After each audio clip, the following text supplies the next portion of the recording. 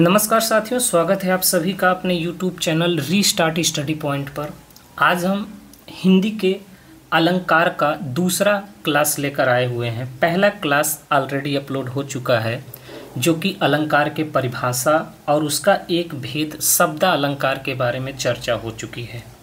आज हम उसके दूसरे प्रकार अर्थालंकार के बारे में पढ़ेंगे एवं उसके प्रकारों को पढ़ेंगे। पढ़ने से पहले एक विशेष सूचना, जो भी क्लास ली जाती हैं, अपलोड की जाती हैं, उनका डेली बेस पर रात 9 बजे हमारा एक व्हाट्सएप ग्रुप है और टेलीग्राम ग्रुप है जिसमें टेस्ट चलता रहता है। तो वो जो टेस्ट होता है, आप टेस्ट के माध्यम से आप अपनी पढ़ाई को और बेहतर कर सकते हैं। टेस्ट जो भी होता है कुछ समय बाद उसका रिज़ल्ट भी पब्लिश कर दिया जाता है। जैसे हमारे पास कुछ रिज़ल्ट हैं जो अभी हाल फिलहाल में टेस्ट प्रारंभ हुए हैं। देखिए यहाँ पर काफ़ी लोग अटेंड करते हैं टेस्ट को और अपनी तैयारी को और बढ़ाते हैं। ठीक है, मेहनत करते हैं और आप भी मेहनत करिए। देखिए पूरा नंबर भी आ गया है, किसी का आता रहता है, मेहनत करने वाले। ठीक है, तो ये आपका जो हमारा टेस्ट का लिंक है, तो ये व्हाट्सएप ग्रुप और टेलीग्राम ग्रुप दोनों में चलता है। इसको हम डिस्क्रिप्शन में प्रोवाइड करवा देंगे। आइए प्रारंभ करते हैं। आइए देखते हैं अर्थालंकार। तो अर्थालंकार क्या होता है कि वे अलंकार जो अपने अर्थ के माध्यम से काव्य की शोभा बढ़ाते हैं।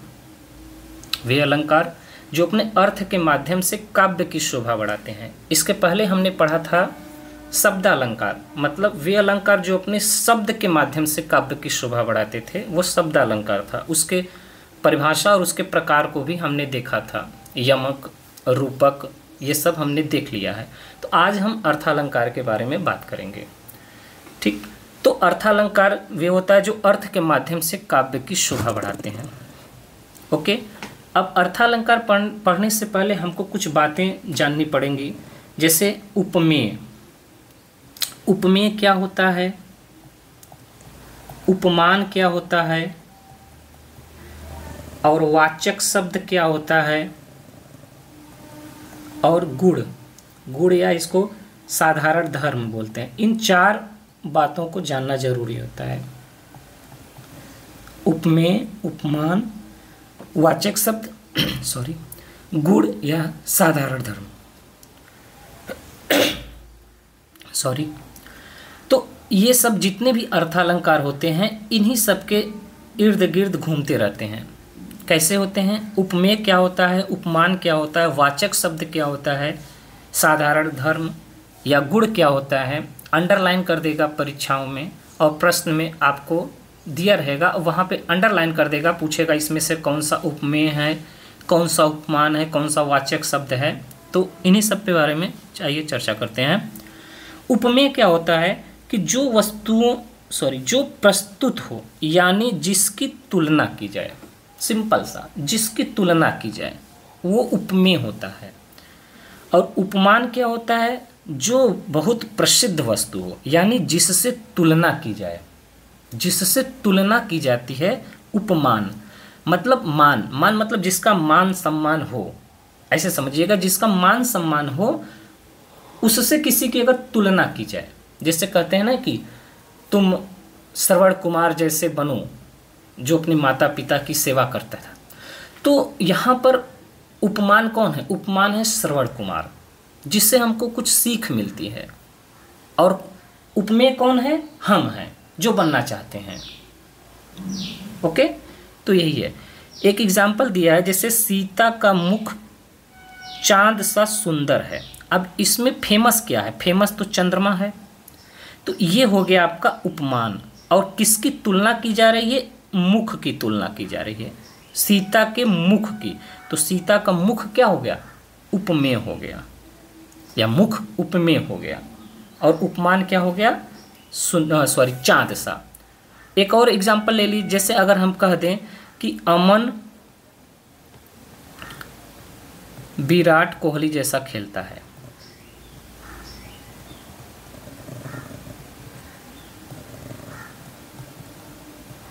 अर्थात अमन विराट कोहली जैसा खेलता है। तो अमन के खेल की तुलना किससे की गई है? विराट कोहली से। क्योंकि वो अच्छा खेलता है।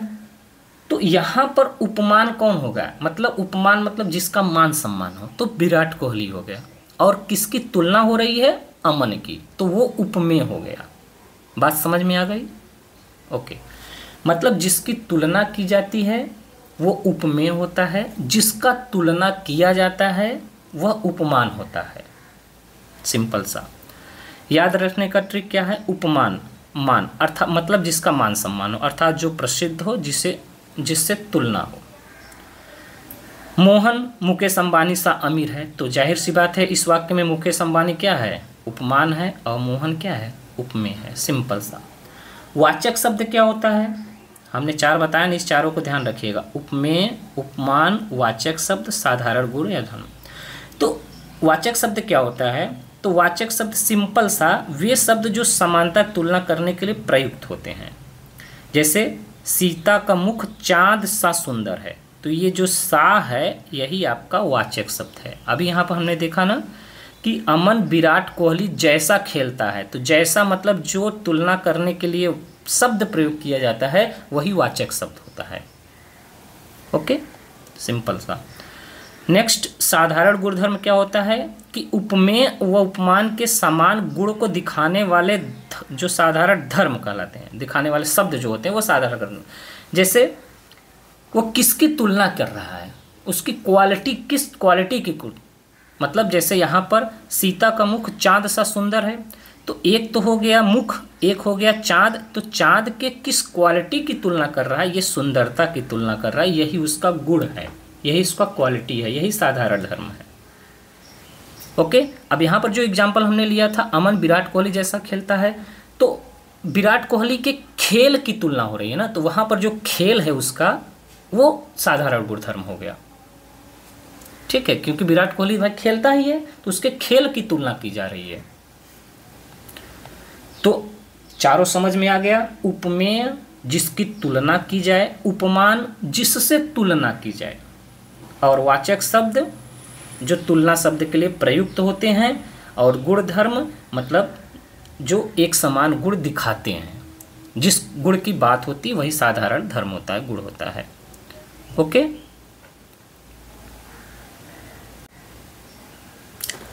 अर्थालंकार के अगर हम प्रकार की बात करें तो अर्थालंकार कई प्रकार होते हैं।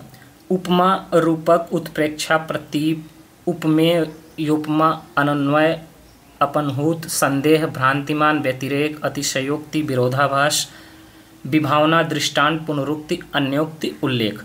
तो ये बहुत प्रकार के होते हैं। तो एग्ज़ाम में आपका अगर हम यूपीपी की बात करें तो बहुत ही आसान से अलंकार दिए जाते हैं और उसको आपको पहचानना पड़ता है। अगर एसआई में अगर आप बैठ रहे हैं तो आपको थोड़ा सा डीपली पढ़ना पड़ता है। तो आइए हम पूरा प्रयास करेंगे कि लो लेवल से लेकर हाई लेवल तक समझा दें। तो चलिए पहले प्रकार की बात करते हैं, उपमा अलंकार। अब उपमा अलंकार क्या होता है, जब उपमेय की तुलना उपमान से की जाए वहाँ उपमा अलंकार होता है। अभी बताया ना सिंपल सा कि अमन विराट कोहली जैसा खेलता है, वो उपमा अलंकार का परफेक्ट उदाहरण है। अब पहचान क्या होती है कि जिन पंक्तियों में वाचक शब्द बताया ना, जो तुलना, जैसे सा, चंद्रसा, विराट कोहली, सा से सी, सम, समान, सदृश, सरिश, ज्यों त्यों, इव, तुल, जिम आदि, ये शब्द जब आते हैं तो उपमा अलंकार होता है। ओके, अब जैसे यहाँ पर देखिए, पीपर पात सरिस मंडोला। अब मन और पीपर पात मतलब पीपल के पत्ते जैसा देखते हैं ना, तुरंत घूम जाता है, थोड़ा सा भी हवा चलेगा हिलने लगता है, तो वही बता रहा है कि पीपर पात सरिस मंडोला, मतलब सरिस मतलब समान, मन मतलब हमारा मन डोल गया, मतलब पीपल के पत्ते जैसा हमारा मन है जो डोल जाता है, थोड़े समय में मन भटक जाता है। तो यहाँ पर फेमस क्या है, फेमस है पीपल का पत्ता, तो ये आपका उपमान हो गया। डोल क्या रहा है, हमारा मन उपमेय हो गया। और ये क्या है जो वाचक शब्द है, सरिस मतलब के जैसा, तो यहाँ पर उपमेय अलंकार है।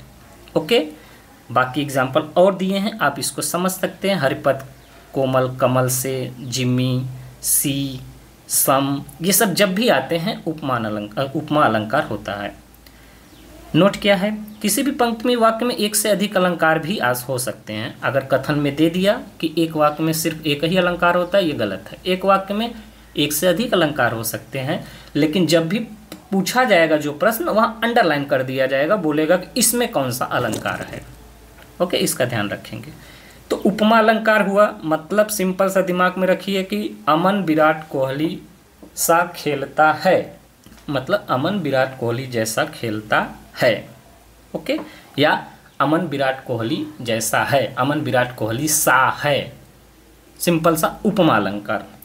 अब रूपक अलंकार क्या होता है कि जब उपमेय में उपमान का भेद रहित आरोप कर दोनों को एक कर दिया जाए, मतलब अब तुलना वाला बात खत्म, जो सा से सी आया ना वो खत्म, अब उसको सीधा वही बता दिया, मतलब अमन विराट कोहली है, मतलब उसकी क्वालिटी को इतना बढ़ा दिया है अमन को कि अब अमन विराट कोहली ही मान लिया गया। ओके, जैसे ज़्यादातर अगर इसके पहचान की बात करें तो योजक चिन्ह इसका बाद में, सीता का मुख चंद्र है, मतलब अभी बताया गया था कि सीता का जो मुख है वो चंद्रमा जैसा है, लेकिन अब यहाँ क्या कह दिया गया कि सीता का मुख चंद्र है, मतलब सीता का जो मुख है वो चंद्रमा ही है। अर्थात जो तुलना वाली बात है, तुलना अपने उच्चतम लेवल पे पहुंच गई है, मतलब वही बता दिया गया है, तो वहाँ पर रूप दे दिया गया है, मतलब रूपक अलंकार। तो योजक चिन्ह से भी पहचाना जाता है, जैसे चरण कमल, चरण रूपी कमल, सॉरी कमल रूपी चरण, बंदो हरिराई, पायो जी मैंने राम रतन, राम रूपी रतन, जो भी हो, रतन रूपी राम, जो भी हो, धन पायो। तो यहाँ पर देखिए सा से सी नहीं लग रहा है, अगर यहाँ पर सा से सी बीच में आ जाता है तो उपमा अलंकार हो जाएगा, अगर सा से सी हट जाएगा तो रूपक अलंकार हो जाएगा। जैसे अभी बताया ना, अमन विराट कोहली सा है, ये उपमान हो गया, अमन विराट कोहली है तो ये आपका रूपक हो गया, सिंपल सा। अंबर पनघट, ये देखिए योजक चिन्ह जो होते हैं आते रहते हैं तो रूपक में होते हैं, इसको ध्यान रखिएगा। एग्जाम्पल देख लीजिए सब। अब हम अगला बात करेंगे उत्प्रेक्षा अलंकार। उत्प्रेक्षा अलंकार क्या होता है, धीरे धीरे समझेंगे। अभी हमने उपमा अलंकार बताया है और रूपक अलंकार बताया है। सिंपल सा उपमा में तुलना की गई है और रूपक में तुलना हटा के सेम वही बता दिया गया है। अब उत्प्रेक्षा अलंकार क्या होता है, अब जब उपमेय में उपमान की संभावना व्यक्त की जाए, उपमेय में ध्यान रखिएगा, उपमेय में उपमान की संभावना व्यक्त की जाए। संभावना कैसे व्यक्त किया जाए, अब उसके लिए कुछ वाचक शब्द आते हैं, जैसे मनु, मनो, मानो, मनहु, जनु, जानो, ये सब होता है। जैसे कहें कि मानो अमन विराट कोहली है, मानो अमन विराट कोहली है, समझ रहे हैं ना। ये सब जो आएंगे ये सब बहुत ही कंपलसरी हैं, अगर ये शब्द आ रहे हैं वाचक शब्द के रूप में तभी आपका उत्प्रेक्षा अलंकार है। जैसे सीता का मुख मानो चंद्र है, मानो मतलब चंद्रमा है, यहाँ पर सा से सी नहीं बताया जा रहा है, न ही वही बताया जा रहा है, यहाँ पर उत्प्रेक्षा की जा रही है, ठीक है, अपेक्षा की जा रही है, माना जा रहा है, संभावना व्यक्त की जा रही है, ठीक। जैसे चमचमाता चंचल नयन बिच घूंघट पटछीन मनहु सरित, तो ये शब्द ध्यान रखिएगा, मनहु, मन, मनहु, मनो, जो भी मनु, मनो, मानो, जनु, जानो, जान, जनहु, जनत, ये सब क्या है आपके उत्प्रेक्षा अलंकार के वाचक शब्द हैं। ये सब जहाँ भी आएगा अगर ये सब दिख गए तो आपका उत्प्रेक्षा अलंकार वहाँ पर होगा, ठीक, मतलब संभावना व्यक्त की जा रही है। ओके, अगला प्रतीप अलंकार। अब प्रतीप अलंकार क्या है, अब प्रतीप अलंकार का मतलब होता है उल्टा, प्रतीप मतलब होता ही है उल्टा।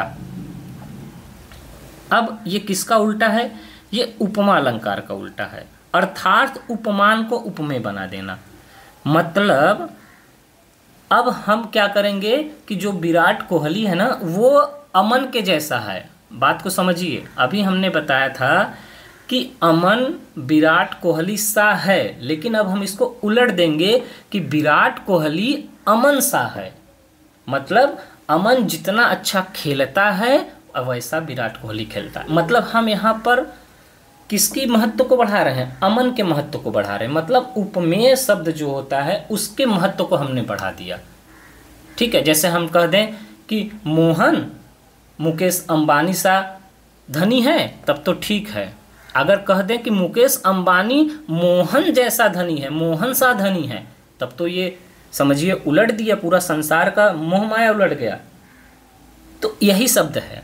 प्रतीप अलंकार का मतलब होता है उलट दो। ओके। मुख सा चंद्र, मतलब चंद्रमा सा मुख नहीं है, मुख सा चंद्र मतलब उसके मुख जैसा चंद्रमा है। मतलब इतना ज़्यादा उसका तारीफ कर दो कि भैया तुम्हारा तो चंद्रमा सा मुख नहीं है, तुम्हारे मुख जैसा चंद्रमा है।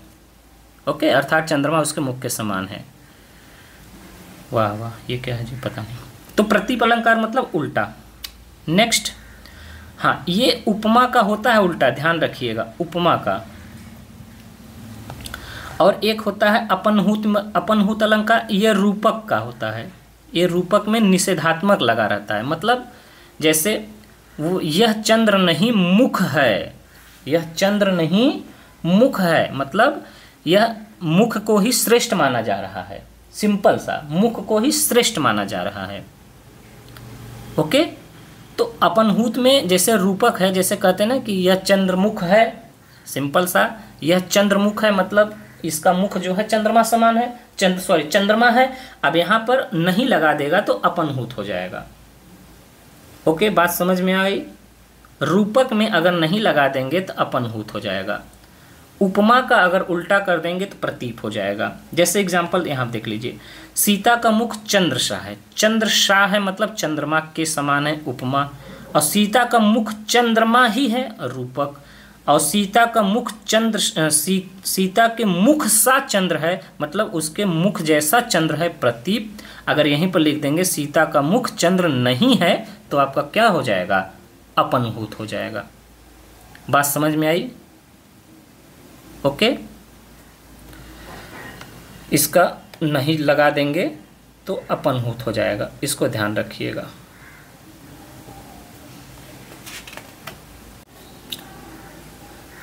नेक्स्ट बात करेंगे अनन्वय अलंकार। अनन्वय मतलब कि उसके जैसा कोई नहीं, उसके जैसा कोई नहीं। मतलब अमन, अब विराट कोहली जैसा तुलना नहीं कर रहा, अमन ही अमन है, अर्थात अमन ही अमन है, मतलब अमन के जैसा कोई नहीं। ओके, जहां उपमेय की तुलना में कोई उपमान ही न हो, अर्थात उसके जैसा सिर्फ वही है। जैसे भारत सम भारत, भारत के समान भारत। सीता का मुख सा सिर्फ सीता का ही मुख है, उसका किसी से तुलना नहीं किया जाता है। अगला संदेह अलंकार। अब संदेह अलंकार क्या है कि उपमेय में उपमान का संदेह होता है। ध्यान रखिएगा, उपमेय में उपमान का संदेह होता है। उपमेय जो हमारा छोटा वाला होता है उसमें उपमान का संदेह होता है। वाचक शब्द क्या होते हैं? जैसे की, क्या, कीधव, क्या, किवा, अथवा, या। जैसे यह मुख है या चंद्र, यह मुख है या चंद्र, मतलब यह मुख है या चंद्रमा है। ओके, तुलना करें। जैसे वो सिंपल सा कह लो कि यह अमन है या विराट कोहली, यह अमन है या विराट कोहली, अर्थात उसके जैसा, मतलब संदेह किया जा रहा है यह अमन है कि विराट कोहली, मतलब इतना अच्छा वो खेलता है कि यह अमन है कि विराट कोहली है। तो जो संदेहवाचक होते हैं यहाँ पर की, क्या, कीधव, कै, कीवा, अथवा, या समझ रहे हैं ना, या। तो जैसे भी आता है, ये जैसे हटा लीजिए, या, ये सब जो होते हैं ये सब क्या होते हैं? संदेह अलंकार होते हैं। जैसे अभी देखिए, सारी विच नारी है की, नारी विच सारी है। अब उसको समझ में ही नहीं आ रहा है कि ये नारी में सारी है कि सारी में नारी है, तो यहाँ पर संदेह अलंकार होता है। ओके। नेक्स्ट भ्रांतिमान अलंकार। देखिए दोनों में थोड़ा सा अंतर होता है। भ्रांतिमान क्या होता है कि जब उपमेय को भूल से उपमान समझ लिया जाता है, उपमेय को भूल से उपमान समझ लिया जाता है। मतलब क्या कि यह विराट कोहली नहीं, कौन है, सॉरी, यह अमन नहीं विराट कोहली है। ओके, वो मतलब मान लिया जाता है, संदेह नहीं करना, मान लो सीधा। जैसे जब उपमेय को जब वहाँ भ्रांति में अलंकार होता है, जैसे नाक का मोती अधर की कांति से, बीज दाड़िम का समझकर भ्रांति से, देखकर सहसा हुआ शौक मौन, सोचता है अन्न सुख है कौन। जैसे ओस बिंदु चुग रही हंसनी मोती। अब ओस को ही, ओस का बिंदु होता है मतलब जो बूंद होता है ओस की, इसको क्या हंसनी मोती समझकर इसको क्या कर रही है, चुग रही है मतलब खा रही है। तो यहाँ पर सीधा संदेह को सच मान लेना है। जब संदेह को सच मान लेता है तो ये भ्रांतिमान अलंकार होता है। संदेह अलंकार यहाँ पे देखिए थोड़ा सा हमने क्लेरिफाई किया है कि संदेह अलंकार इसमें संभावना संदेह होता है, भ्रांतिमान में इसमें संदेह को सच मान लेता है। ओके, सच मान लेना, वहाँ पर भ्रांतिमान हो जाएगा। जैसे ओस बिंदु चुग रही हंसनी, मतलब ओस की बूंद है, उसको क्या है मोती समझ लिया है, तो हंस उसको चुग रही है। ओके, नेक्स्ट व्यतिरेक अलंकार क्या होता है, इसमें उपमान की अपेक्षा उपमेय को बढ़ा चढ़ाकर बताया जाता है। मतलब अब यहाँ पर अमन को ही बढ़ा चढ़ाकर बताया जाएगा विराट कोहली से। ठीक है, सीता का मुख चंद्र से अधिक सुंदर है, मतलब अमन विराट कोहली से अच्छा है, अमन विराट कोहली से अच्छा खेलता है, तो व्यतिरेक होता है। अर्थात चंद्र सलंक मुख निष्कलंक, मतलब चंद्रमा जो होता है, चंद्रमा में कलंकित हो सकता है लेकिन मुख नहीं। अभी ज़्यादा हो रहा है। अगला अतिशयोक्ति अलंकार क्या होता है। अतिशयोक्ति अलंकार का मतलब किसी बात को इतना बढ़ा चढ़ा कर करना, अतिशयोक्ति हाइपरबोल। जैसे बालों को खोलकर मत चला करो, दिन में रास्ता भूल जाएगा। अर्थात मतलब बाल इतना घना है, अंधेरा हो जाएगा। ओके, तो बढ़ा चढ़ाकर बातें। नेक्स्ट विरोधाभास अलंकार क्या होता है। विरोधाभास का मतलब होता है ऑक्सीमोरन, जब दो विपरीत बातें कही जाएं। विरोधाभास का सिंपल सा मतलब कि खाना खाने के बाद भूख नहीं लगती, जाहिर सी बात है, लेकिन ये विरोधाभास है जब दो विपरीत बातें कहें। जब से आँख लगी तब से आँख न लगी। ठीक, अतः पानी रखता है सूखा सा पात्र, सूखा भी है फिर भी पानी रखता है, तो यहाँ पर विरोधाभास अलंकार है। नेक्स्ट विभावना अलंकार क्या होता है। अब विभावना अलंकार होता है कि कारण के अभाव में कार्य का होना। विभावना अलंकार का मतलब होता है कारण के अभाव में कार्य का होना। जैसे बिन बादल बरसात, बादल नहीं आई बरसात होने लगा। बिन पद चले सुने बिनु काना, कर बिनु कर्म करे विधि नाना, मतलब बिना पैर के चलना, कान के बिना सुनना, हाथ के बिना कार्य करना, ये सब होता है। अगला दृष्टांत उदाहरण। दृष्टांत अलंकार क्या होता है। दृष्टांत का मतलब ही होता है उदाहरण। जब किसी बात की प्रमाणिकता के लिए दूसरी बात कही जाए, उदाहरण दिया जाए, वहाँ दृष्टांत होता है। ठीक है, वहाँ दृष्टांत होता है। जैसे कहते नहीं, हमारे मम्मी पापा कहते हैं कि फलाने जैसा बनो, तो किसी का उदाहरण देते हैं। ठीक है, उनका उदाहरण कि उनका लड़का IAS हो गया, उनका लड़का PCS होगा, उनके जैसा बनो, तो वो किसी का उदाहरण देते हैं, तो वहाँ पर दृष्टांत अलंकार होता है। जैसे एग्जाम्पल, करत करत अभ्यास थे जड़मति होत सुजान, रसरी आवत जात सिल पर पड़त निशान। तो रसरी का जो बार बार घिस्सा जाता है तो वहाँ पर निशान पड़ जाता है, तो वहाँ पर उदाहरण दिया जा रहा है। ओके, पुनरुक्ति अलंकार क्या होता है। पुनरुक्ति का मतलब होता है आवृत्ति, बार बार एक ही शब्द के या भाव की आवृत्ति बार बार होते हैं। जैसे सखी निरख नदी की धारा, ढलमल ढलमल चंचल चंचल झलमल झलमल तारा, तो ये सब पुनरुक्ति अलंकार है। अगला अन्योक्ति अलंकार क्या होता है। अन्योक्ति अलंकार का मतलब होता है अन्य धन उक्ति, किसी बात को सीधे न कहकर अन्य उक्ति के माध्यम से कहना। ठीक है, मतलब आप डायरेक्ट न कहकर किसी के कहावत में आकर कहना। ठीक है, उदाहरण इसका देख लीजिए, नहीं पराग नहीं मधुर मधु नहीं विकास यही काल, अली कली ही सो बांधे आगे कौन हवाल। यहाँ भौरे को प्रताड़ित करने के बहाने कवि ने राजा जयसिंह की काम लोपता पर व्यंग किया है। ठीक है, नाम तो भौरे का है लेकिन काम किसी और के लिए किया जा रहा है। अगला मानवीकरण अलंकार, अमानव में मानवीय गुणों का आरोप। मतलब मानवीकरण मतलब जहाँ पर मानव का जिक्र किया जाए, है वो नेचुरल प्राकृतिक हो लेकिन उसको मानव के रूप में बताया जाए। ठीक है, जैसे जगी वनस्पतियाँ अलसाई, जगी वनस्पतियाँ, जगता है तो मनुष्य लेकिन वनस्पतियों के बारे में बात कर रहे हैं। अलसाई आलस होता है मनुष्य, लेकिन यहाँ पर वनस्पतियों के बारे में बात किया गया है। दिया वसान का समय, मेघ समय आसमान से उतर रही वह संध्या, सुंदर परिषि धीरे धीरे, यहाँ संध्या का सुंदर परी के रूप में चित्रित किया जाता है, यहाँ मानवीकरण है। ठीक है, संध्या ये नाम वाला संध्या नहीं, स्त्री वाला संध्या नहीं है, जो सांझ वाला होता है, इवनिंग वाला, वो संध्या है। और उसको सुंदर परी के रूप में, मतलब मानव के रूप में दर्शाया गया है, तो वहाँ पर मानवीकरण अलंकार है। ओके, तो आशा करते हैं समझ में आ गया होगा। इसका प्रैक्टिस आप लोग को पिछले क्लास का जो हुआ था उसमें PDF में है, आप उसको प्रैक्टिस कर लीजिएगा। ठीक है, तो मेन जो है आपका इतना ज़्यादा डीप नहीं आते एग्ज़ाम में। डीप में आपके जैसे आपका अर्थ शब्दालंकार होता है, उसके भेद आप अच्छे से पढ़ लीजिएगा। शब्दालंकार जितने हैं उसको पढ़ लीजिएगा।